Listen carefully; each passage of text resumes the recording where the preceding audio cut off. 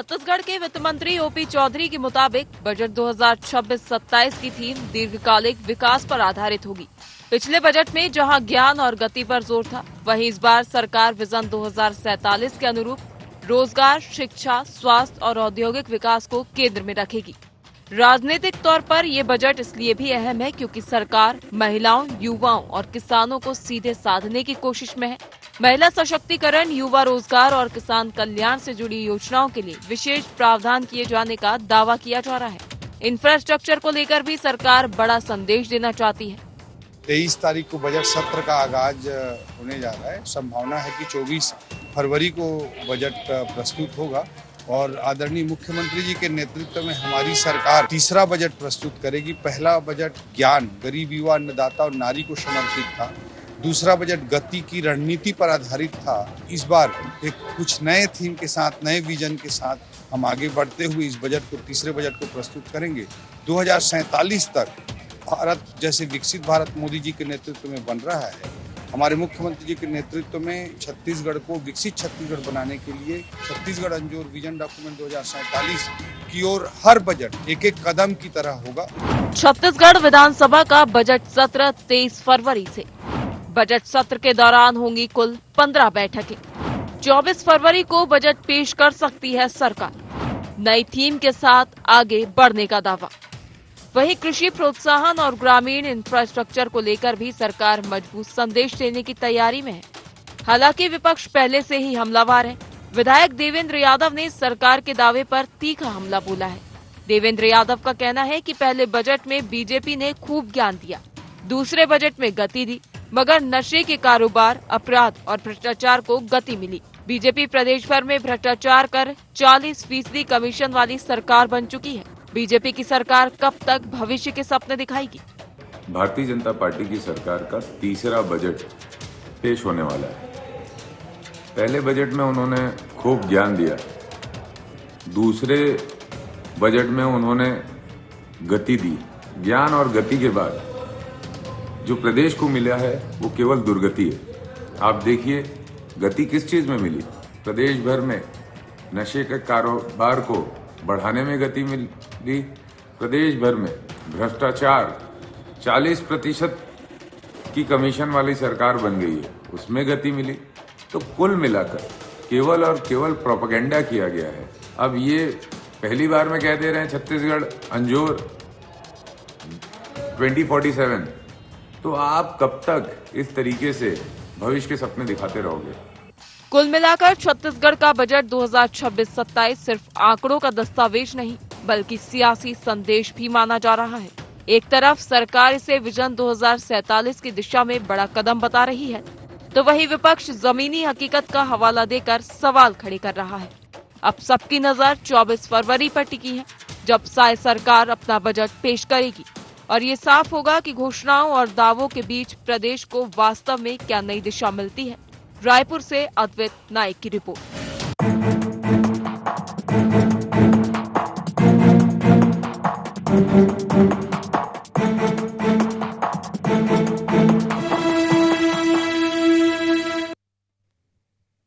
नमस्कार, गुहार छत्तीसगढ़ देख रहे हैं आप और मैं हूं आपके साथ खुशी व्यास। तो फिलहाल छत्तीसगढ़ में सियासत मची है बजट और विजन को लेकर, क्योंकि छत्तीसगढ़ की राजनीति में बजट को लेकर हलचलें तेज हो चली है। 23 फरवरी से शुरू होने वाले विधानसभा सत्र में 24 फरवरी को साय सरकार अपना बजट पेश करने की तैयारी कर रही है।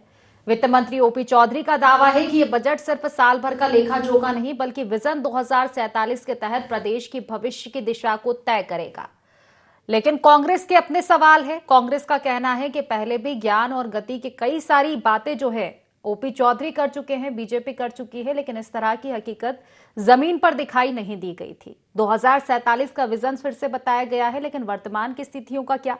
तमाम सवाल विपक्ष ने लगाए हैं और इसको लेकर सियासत भी बजट के आने से पहले मची हुई है। क्या कुछ मायने इसको, इसी को लेकर आज हम चर्चा करेंगे, लेकिन उससे पहले जान लेते हैं गुहार पॉइंट्स क्या है। साय सरकार के बजट में क्या होगा खास? बजट से पहले हो रही सियासत के क्या है मायने?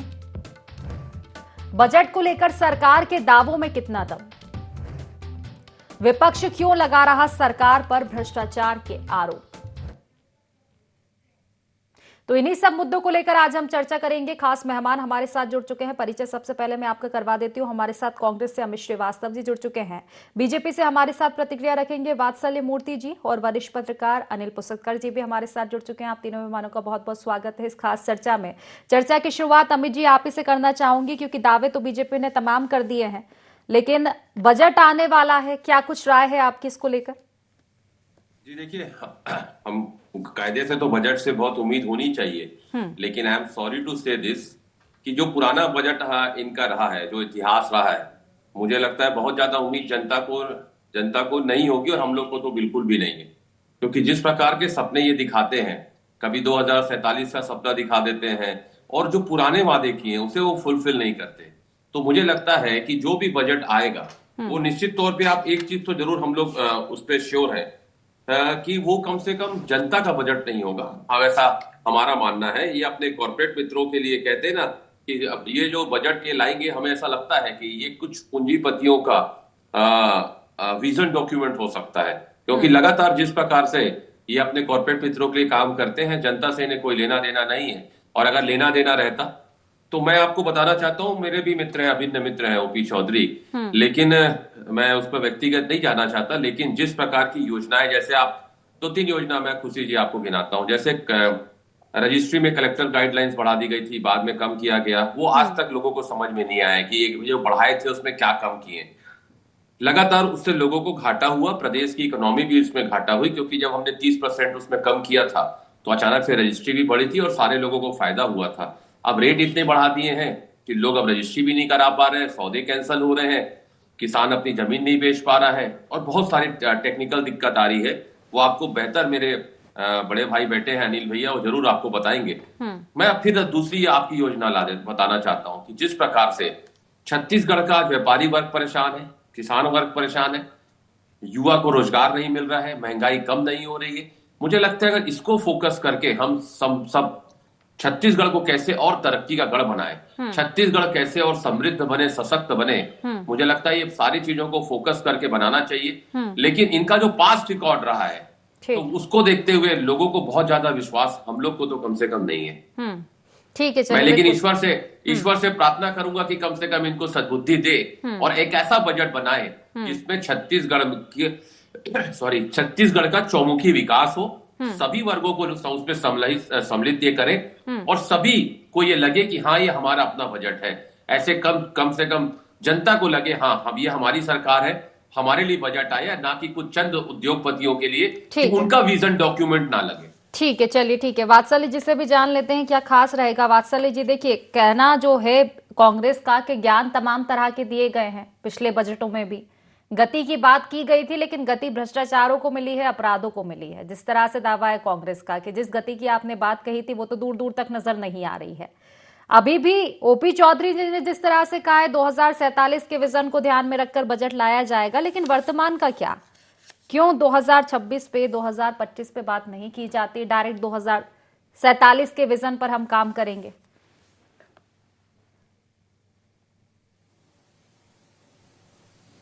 खुशी जी, मैं वर्तमान की भी बात करूंगा और 2047 की भी बात करूंगा। देखिए खुशी जी, जब हम विकास की बात करते हैं ना, तो विकास को मापने के कुछ पैरामीटर्स होते हैं, कुछ बिंदु होते हैं, जिनमें दो प्रमुख जो पैरामीटर्स होते हैं वो होता है आप बजट का कितना प्रतिशत कैपिटल इन्वेस्टमेंट में व्यय करते हैं, पहला, और दूसरा आपके प्रदेश का पर कैपिटा इनकम क्या है। देखिए आज अगर हम छत्तीसगढ़ की बात करें और जस्ट पिछले बजट की बात करें, तो पूरे देश में खुशी जी छत्तीसगढ़ नंबर 1 है। हम अपने टोटल बजट का 16% कैपिटल इन्वेस्टमेंट पर खर्च करते हैं, यानी लॉन्ग टर्म इन्वेस्टमेंट है ये, लॉन्ग टर्म इन्वेस्टमेंट। और दूसरा हमारी पर कैपिटा इनकम। आपको पता है खुशी जी, जब छत्तीसगढ़ का निर्माण हुआ था हमारा बजट कुछ 5,000 करोड़ का था, आज 2 लाख करोड़ का है। 17-18 साल के कार्यकाल भारतीय जनता पार्टी के कार्यकाल और 7 साल के कांग्रेस के कार्यकाल में आज 2 लाख करोड़ का पहुंच गया है। ये हवे में तो नहीं पहुंचा है ना। हमारी पर कैपिटा इनकम 10,000 की हुआ करती थी, आज 1,65,000 की हमारी पर कैपिटा, पर व्यक्ति की आय है। तो ओपी चौधरी जी ने, आपने सुनाया, बहुत अच्छी बात कही। ओपी चौधरी जी ने कहा कि जो एक अच्छा बजट होता है वो हमेशा एक बैलेंस रखता है।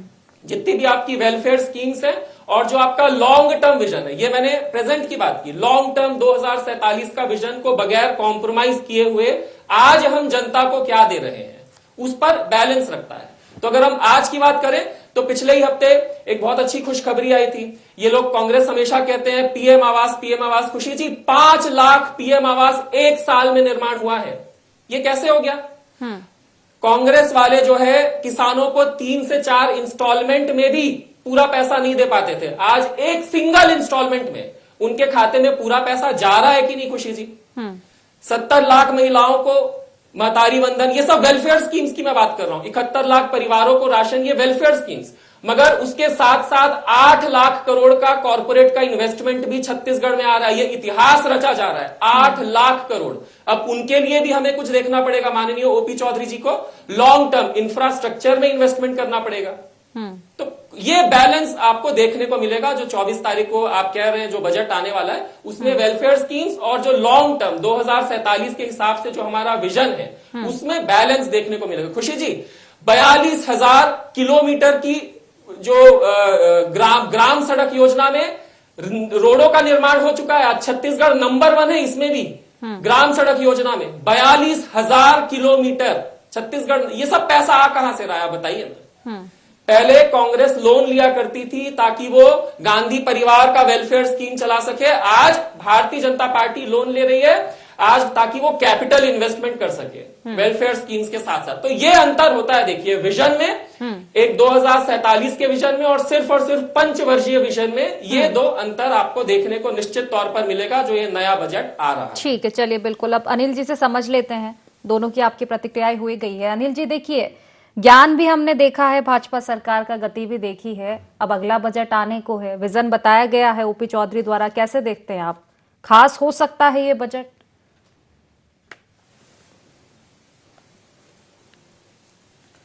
नहीं देखिए खुशी जी, ये बजट खास इसलिए नहीं रहेगा, ये पब्लिक फ्रेंडली इसलिए नहीं रहेगा क्योंकि अभी प्रदेश में चुनाव है नहीं और ना ही लोकसभा के चुनाव है। लेकिन हाँ, इस बजट में जिस तरह से जो विजन 47 की बात की गई है तो उससे ये जरूर लगता है कि इंफ्रास्ट्रक्चर पर जोर जाएगा और इंफ्रास्ट्रक्चर पर जोर दिया भी जाना चाहिए क्योंकि ये छत्तीसगढ़ जो है कृषि प्रधान प्रदेश है और सिर्फ कृषि के भरोसे में आप देश में अव्वल नहीं आ सकते।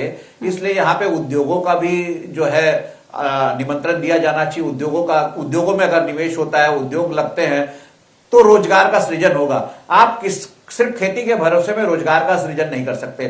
फिर जब आप रोजगार नहीं है कहते हैं तो आपको फिर उद्योगों का विरोध नहीं होना चाहिए।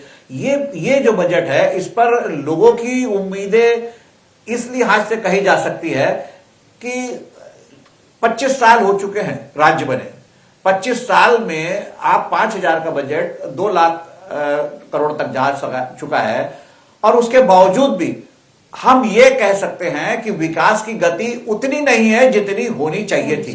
पहले मुख्यमंत्री जो अजीत जोगी थे उन्होंने कहा था कि हम छत्तीसगढ़ को टैक्स फ्री जोन बना देंगे। टैक्स फ्री जोन कैसे बनाएंगे? तो हमारे जो डायमंड और एलेक्जेंड्राइट की जो माइंस है, हीरे और एलेक्जेंड्राइट जो है हीरे की एक किस्म है जो रशिया के जो जार है उनके क्राउन पर थी। बहुत ही मतलब समझ लीजिए बेशकीमती है किस्म। उसकी रॉयल्टी से हम जो है छत्तीसगढ़ को टैक्स फ्री जोन बना देंगे। लेकिन आज तक माइनिंग जो है डायमंड क्षेत्र में हो ही नहीं पाई है। तो उसका कारण था नक्सल। आज हम नक्सल से जब मुक्त हो रहे हैं, अब हम उद्योगीकरण की दिशा में जा रहे हैं, विकास की दिशा में जा रहे हैं, तो ये शुरुआती दौर है। यहां पर अगर आपको थोड़ा बहुत अगर पब्लिक फ्रेंडली बजट नहीं भी दिखता है तो इसमें कोई बड़ी दिक्कत की बात नहीं है। लेकिन जो विजन 47 की बात कही गई है वो अगर आप अचीव कर रहे हैं, उसका एग्जीक्यूशन अगर सही तरीके से हो रहा है तब तो कोई बात है। अन्यथा आंकड़ों की बाजीगरी है। 1,60,000 पर कैपिटा इनकम है, लेकिन आप बताइए एक रिक्शे वाले की इनकम 1,60,000 होती है क्या? एवरेज में, अगर मैं गणित का विद्यार्थी नहीं हूं लेकिन अगर गणित के विद्यार्थी से आप पूछोगे तो वो गणित में जोड़ गुना भाग करके बता देगा। लेकिन 1,60,000 क्या आम आदमी की इनकम है? क्या इस पर कैपिटा इनकम के फार्मूले से आप इत्तेफाक रखती है क्या? देखिए छत्तीसगढ़ में इसमें कोई शक नहीं है कि संभावनाएं अपार है। चाहे खदान का क्षेत्र हो, मिनरल का क्षेत्र हो, पावर का क्षेत्र हो, मैन पावर का क्षेत्र हो, तमाम संभावनाएं हैं और उस संभावनाओं को आप कैसे एक्सप्लोर करते हैं ये देखने की बात है। और ये बजट इस बार तो बजट ओपी चौधरी जो है फिर से लेकर आ रहे हैं। ओपी चौधरी ब्यूरोक्रेट भी रहे, आईएएस भी रहे हैं, तो जनता की नजर है उन पर। और मैं समझता हूं कि अगर इस बजट में अगर आप इंफ्रास्ट्रक्चर को जोर देते हैं और औद्योगिकरण को जोर देते हैं, तभी जाकर प्रदेश का भला होगा। अन्यथा तो फिर जो है 5,000 करोड़ से शुरू हुआ बजट जो है 2 लाख करोड़ तक पहुंच गया है। पैसा कहां जाता है किसी को नहीं मालूम। हजारों किलोमीटर सड़क बन जाती है, उसके बावजूद आपको हर साल हजारों किलोमीटर सड़क और बनाना पड़ता है। वो क्यों पड़ता है ये नहीं मालूम। तो बहुत सारी बातें हैं, लेकिन फिर भी ये कहा जा सकता है कि ये बजट निराश नहीं करेगा। और छत्तीसगढ़ विकास की गति पर चल पड़ा है, इसमें कोई शक नहीं। और अगर नक्सलवाद पूरी तरह से खत्म हो जाता है मार्च 2026 में, तो विकास की गति बढ़ेगी, विकास की गति तेज होगी। लेकिन इस 25 सालों में विकास की गति जो होनी चाहिए थी वो नहीं है। इस बात से हमको सहमत होना पड़ेगा। जी निश्चित ही बेहतर बात आप कह रहे हैं अमित जी। जी देखिए, वात्सल्य जी मेरे अनुज हैं और उनकी बातों को मैं बहुत गौर से सुन रहा था, क्योंकि वो विद्वान प्रवक्ता है, अच्छा बोलते हैं। देखिए, मैं एक चीज और कहना चाहता हूं कि अर्थशास्त्र की बीजेपी के लोगों को समझ नहीं है। अभी वो कह रहे थे कि 7,000 करोड़ से बजट चालू हुआ था, 2 लाख करोड़ पहुंच गया। भाई साहब, मैं आपको बता दूं कि आरबीआई की जो स्टेबिलिटी रिपोर्ट आई है, उसमें आपको मैं बताना चाहता हूं कि उसके अनुसार देश का अगर आप देखेंगे तो जीडीपी का 42% हर व्यक्ति के ऊपर कर्ज है। वह बच्चा पैदा होता है और 4,80,000 रुपए उसके ऊपर कर्ज हो जाता है। अभी आप कह रहे थे, तो मैं क्यों कहता हूं कि आप लोग अर्थशास्त्री का समझ नहीं है, क्योंकि वर्ल्ड बैंक कहता है कि 2 लाख करोड़ से ज्यादा का कर्ज है और कर्ज लेने में भारत सबसे आगे है और 24.4 बिलियन डॉलर का हमारे ऊपर बोझ है। मैं आपके माध्यम से कहना चाहता हूं वात्सल्य जी, आपने ये तो कहा कि बजट हमने इतना बढ़ा दिया। थोड़ा सा फैक्ट्स एंड फिगर्स पे बात करते हैं। खुशी जी, उस समय गैस सिलेंडर 230 रुपए में आता था। और क्यों आता था? क्योंकि सरकार सब्सिडी देती थी, तो स्थिर कीमत उसकी स्थिर रहती थी। मैं कुछ आंकड़े और प्रस्तुत करना चाहता हूं आपके समक्ष कि देखिए, उस समय जो प्रमुख हमारी दाल होती है, उस समय जो अरहर दाल थी वो 24 रुपए किलो आती थी। चना दाल जो है वो 20 रुपए किलो आती थी। मूंग दाल 28 रुपए, मसूर दाल 22 रुपए और उड़द दाल 26 रुपए। आज का आंकड़ा वात्सल्य जी गौर से सुनिएगा, आज का आंकड़ा, अरहर दाल जो उस समय 26 रुपए में आती थी, 24 रुपए में आती थी, आज उसका रेट है 170 रुपए किलो। चना दाल का 110 रुपए, मूंग दाल का 130 रुपए, मसूर दाल का 110 रुपए और उड़द दाल का 140 रुपए। मतलब क्या उस रेशियो में जो महंगाई बढ़ी है, लोगों की कमाई बढ़ी है? बिल्कुल भी नहीं, क्योंकि आपके कार्यकाल में लोगों की कमाई घटी है। और क्यों घटी है? क्योंकि मैं जब कहता हूं कि आपको अर्थशास्त्र की समझ नहीं है, क्योंकि जब आप किसान कोई कर्ज लेता है तो आपकी नजर में वो अपराध हो जाता है, लेकिन आप अपने कॉर्पोरेट मित्रों को, जो जब सरकार में आप आए उसके बाद अपने कॉर्पोरेट मित्रों को वेव ऑफ कर देते हैं और उनके लिए कर्जा हाफ और माफ हो जाता है। और जब हमारा किसान भाई लेता है उसके लिए अपराध मानते हैं आप। तो मैं इसीलिए कहता हूं खुशी जी कि जो विजन हमारा जो कहना है कि निश्चित तौर पे जो बजट आ रहा है, इनको भगवान सद्बुद्धि दे और एक ऐसा बजट बनाए, जैसे अभी अनिल भैया ने कहा कि बहुत हमको, क्योंकि चुनाव है नहीं, तो उस प्रकार का अगर बजट आएगा तो ये भी सोचना पड़ेगा। लेकिन मैं फिर इनसे उम्मीद करूंगा कि छत्तीसगढ़ क्योंकि धान का कटोरा है, किसानों को फोकस करे, अच्छी शिक्षा पे फोकस करे और सबसे अहम बात, जो यहाँ का स्वास्थ्य विभाग है, जिस प्रकार के भ्रष्टाचार हो रहे हैं, जिस प्रकार से खबरें आ रही हैं, वो वेंटिलेटर पे है। उस पे हमारे को काम करने की जरूरत है। उस पे फोकस करें, शिक्षा पे फोकस करें, स्वास्थ्य पे फोकस करें, ग्रामीण रोजगार पे फोकस करें, विकास पे करें। और मुझे लगता है कि ऐसा करें कि निश्चित तौर पे भले हम विपक्ष में हैं, लेकिन हम उम्मीद करते हैं कि सरकार ऐसा बजट लाए जिससे लोगों को प्रतिक्रिया ले लेते हैं वात्सल्य जी से। वात्सल्य जी, देखिए, बात सिर्फ आंकड़ों की बाजीगरी पर अब थम रही है, क्योंकि हाल ही में केंद्र का बजट भी आया, उसमें भी कुछ ऐसा ही कहा गया। मिडिल क्लास के लिए अगर शब्द पूछे जाएंगे तो अधिकतर यही बात कही जा रही है, 2047 का विजन है। ठीक है, 2047 का आपका विजन है, लेकिन कम से कम उस विजन पर काम किया जाए, क्योंकि आंकड़े बता दिए जाते हैं, अर्थव्यवस्था सबसे मजबूत तीसरी बड़ी अर्थव्यवस्था हमारा देश बन जाएगा, लेकिन दूसरी ओर ये देखेंगे कि रुपये की जो कीमत है वो गिरती जा रही है, डॉलर के मुकाबले रुपया कमजोर होता जा रहा है। तो फिर इसके मायने क्या है?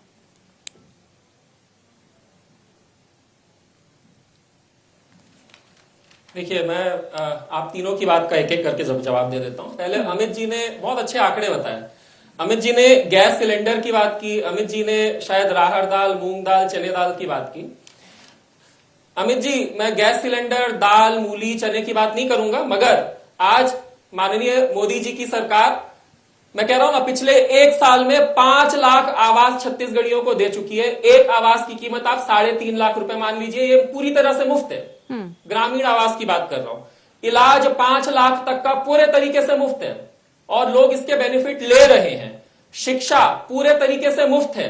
राशन 71 लाख परिवारों को, अमित जी, राशन 2000 से 2200 रुपए तक का पर मंथ का राशन पूरे तरीके से मुफ्त है, हर साल मुफ्त दे रही है अमित जी। उसके साथ साथ अब खुशी जी, मैं आपकी बात का जवाब देता हूं। विजन की जब हम बात करते हैं ना, 2047 के विजन, अनिल जी ने बात की, हमारा छत्तीसगढ़ कृषि प्रधान स्टेट है। आपको पता है, अभी पिछले हफ्ते अमित शाह जी आए थे, उन्होंने भारत के इतिहास की सबसे बड़ी कृषि योजना का ऐलान किया है। 8 लाख हेक्टेयर की कृषि योजना बस्तर में वो लाने जा रहे हैं। 8 लाख हेक्टेयर, ये भारत की सबसे बड़ी योजना है। देखिए खुशी जी, आप एक बात समझिए, जब 8 लाख करोड़ का इन्वेस्टमेंट बड़े बड़े कंपनियों ने कमिट किया है कि हम आएंगे आपके छत्तीसगढ़ में, 8 लाख करोड़ का इन्वेस्टमेंट करेंगे, तो वो सिर्फ और सिर्फ सस्ते राहड़ दाल, सस्ती मूली, सस्ती सब्जियों के लिए नहीं आएंगे खुशी जी। वो आएंगे इंफ्रास्ट्रक्चर के लिए, वो आएंगे रोड के लिए, बिजली के लिए, पानी के लिए, इरिगेशन प्रोजेक्ट्स के लिए। इसके लिए 16% से ज्यादा का कैपिटल इन्वेस्टमेंट पूरे छत्तीसगढ़ की, मैं सारे स्टेट्स की बात करूं तो छत्तीसगढ़ नंबर 1 है अपने बजट का 16%। लेकिन बात ये कही जा रही है ना वात्सल्य जी, ठीक है, कृषि के क्षेत्र में तो है धान का कटोरा, कृषि के क्षेत्र में जाना जाता है छत्तीसगढ़, लेकिन बाकी का क्या? पिछली बार भी गति में आई तो आपके इंडस्ट्रियल ग्रोथ का था, तो क्या उस क्षेत्र में बढ़ा है छत्तीसगढ़? तो अभी मैंने जो बताया वो बाकी के ही थे खुशी जी। अभी मैंने पीएम आवास की बात की, वो बाकी के ही थे। अभी मैंने 42,000 किलोमीटर के ग्राम सड़क की बात की, वो बाकी का ही जवाब था। अभी मैंने राशन की बात की, वो भी बाकी का ही था। तो मैं आप तीनों की बातों का जवाब दे रहा हूं पैरेलली। ठीक है, चलिए अमित जी प्रतिक्रिया ले लेते हैं। कहा ना कि हम थोड़ा फैक्ट और फिगर पे बात कर लेते हैं। अभी आपने पीएम आवास की बात करी, आज का पेपर है, ये कल का पेपर है, और कल के पेपर नवभारत ने कितनी प्रमुखता से छापा है आप देख लीजिए। किस्त के इंतजार में छत्तीसगढ़ में 6.98 लाख पीएम आवास अधूरे। आप क्या बात कर रहे हैं? कहां, कौन से आंकड़े आप दे रहे हैं? जनता को कुछ नहीं मिल रहा है साहब। इतना बड़ा हाफ पेज का आर्टिकल छपा है, ये कल का नवभारत है, आप चेक कर सकते हैं, नहीं तो मैं आपको व्हाट्सएप पे भेज दूंगा, उसपे स्टेटमेंट भी है। और लगातार जिस प्रकार से आप हर चीज पे राज्यांश जो है राज्य सरकार के ऊपर डाल रहे हैं, पहले 90% केंद्र को देना पड़ता था, 10% राज्यों को। आप राज्य का पैसा रोक लेते हैं, राज्य को ब्याज की मार लगती है, उसके बाद आप वहां पर 40%, 60 और 40 का रेशियो कर देते हैं। मतलब मैं तो खुशी जी ये कह रहा हूं, मैं बार बार इस चीज को कह रहा हूं, ये बजट मतलब it's too early to say anything right now, लेकिन बजट जो आने वाला है, ना कोई जनता को राहत होगी, मैं बिल्कुल बता रहा हूं आपको, ना कोई सब्सिडी होगी। और मैं फिर आपके माध्यम से कहना चाहता हूं कि ये अगर आप ला रहे हैं बजट, तो सब चौमुखी विकास छत्तीसगढ़ का हो, उसको लाइए। और आप जो बड़े बड़े कह रहे हैं कि अमित शाह जी आए 8 लाख करोड़ का कर दिए, अरे इतने MOU साइन हुए, अनिल भैया बैठे अभी आपको बताएंगे, हजारों लाखों करोड़ रुपए के, एक भी इंडस्ट्रीज नहीं आती है। अभी मैं आपको बताता हूं, 3,500 से ज्यादा राइस मिल जो है वो अपने अस्तित्व की लड़ाई लड़ रही है। आपने रजिस्ट्री में जिस प्रकार से 30% जो बढ़ाया ना, हमने जो कम किया था, 1 लाख करोड़ रुपए से ज्यादा का घाटा हो रहा है। आप समझ लीजिए इस बात को, लोग रजिस्ट्री नहीं करा पा रहे हैं। मतलब आप किस और छत्तीसगढ़ को ले जाना चाहते हैं? आप समझ से परे जनता से। अब जनता ये कह रही है कि आपको समझ नहीं है अर्थशास्त्र की, कम से कम प्रबुद्ध पत्रकारों को बैठाइए, अर्थशास्त्री को बैठाइए, और छत्तीसगढ़ के लोगों के साथ चर्चा करिए, उसके बाद वो बजट लाएंगे। अगर आपने एडवाइस दिए तो मानेगी बीजेपी। चलिए फिलहाल देखने वाली बात होगी, तो पहले से तो नहीं तोला जा सकता कि बजट में कुछ नहीं होगा। उम्मीदें तो जता सकते हैं कम से कम अमित जी, पॉजिटिव ले सकते हैं इस चीज को, हालांकि देखेंगे जो पॉजिटिव होगा नेगेटिव। ठीक है, समय की कमी है अमित जी, अच्छा बजट आए, ठीक है, समय की कमी, मैं तो बार बार कह रहा हूँ। अनिल जी से एक अंतिम प्रतिक्रिया।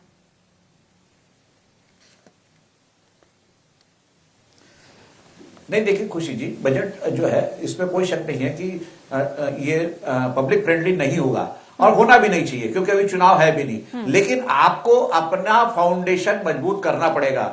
इतने साल तक जो है छत्तीसगढ़ जो है नक्सलवाद की गिरफ्त में रहा।